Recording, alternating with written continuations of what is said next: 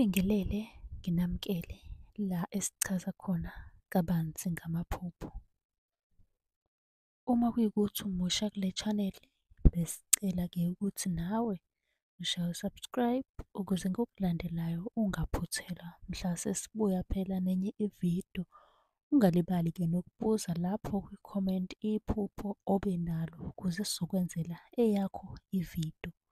Uma wukuthi le video ibukela ku-TikTok, ngicela-ke usifollowe bese uyangi-inbox ucela inamba ukuze usibuza ku-WhatsApp njalo iphupho.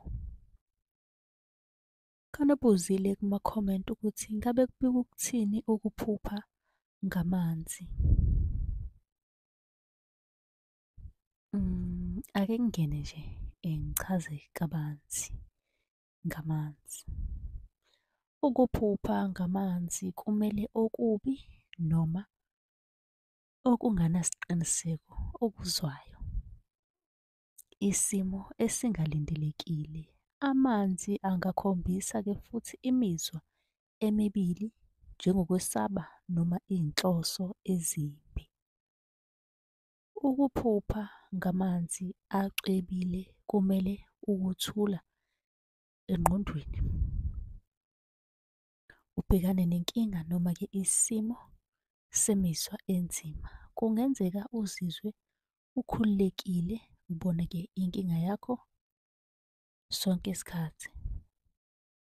Ukuphupha ngamanzi angcolile kumele izimo ezimbili noma ungaqinisekisi okufanele-ke ucatshangele sonke isikhathi noma-ke ukwenza kube nesidingo sokuthi-ke uhlale uqaphile.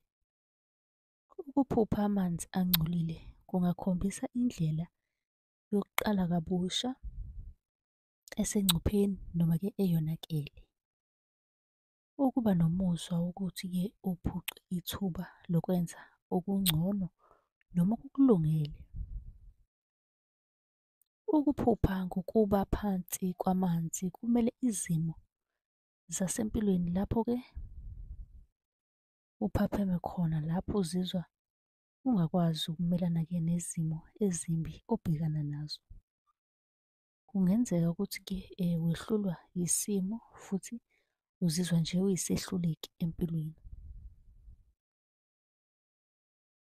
Ukuphupha ngamanzi ashisayo noma abilayo kumele-ke ukuzizwa unobunzima bemizwa noma-ke ukuba nezindlela zokucabanga ezimbili.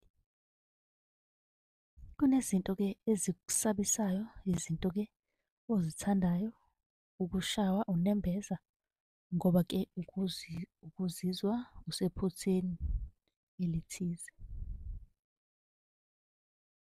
Ukuphupha uhamba phezu kwamanzi kumele-ke ukwazi ukuziphatha ngokwemizwa noma-ke esimweni esinzima. Ukwazi ukubhekana nezinkinga noma izindaba osuke ubhekene nazo. Ukuphupha ngokungakwazi ukungena emanzini kungamela-ke imizwa yakho yokuthi sengathi-ke ubanjelwe emuva noma awukwazi ukubhekana nenkinga ofuna-ke ukubhekana nayo ngaleso sikhathi.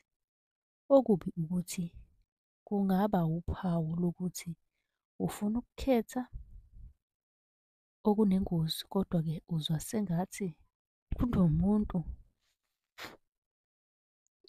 kunomuntu noma into ekubambile. Ukuphupha ngamanzi echitheka kumele-ke imizwa yokungaqinisekisi njengoba-ke izimo ziphuma esandleni, ukwesaba, ukucindezeleka noma-ke ukukhungatheka kuqala-ke ukuba nzima ukubhekana nakho. Izindawo zamanzi ezihlukile zimele-ke izinhlobonhlobo zobubi obusempilweni zethu okufanele-ke sibhekane nazo. Mlaleli, uma umusha kule channel bengicela ungakhohlwa ukushaya subscribe. Ucele-ke nabaseduze kwakho ukuthi be-subscribe ukuze-ke nabo bezokwazi kabanzi ngokuthi-ke amaphupho ababa nawo abika ukuthini ezimpilweni zabo. bese uyabuza-ke umbuzo onawo la kwi-comment section. Nisale kahle.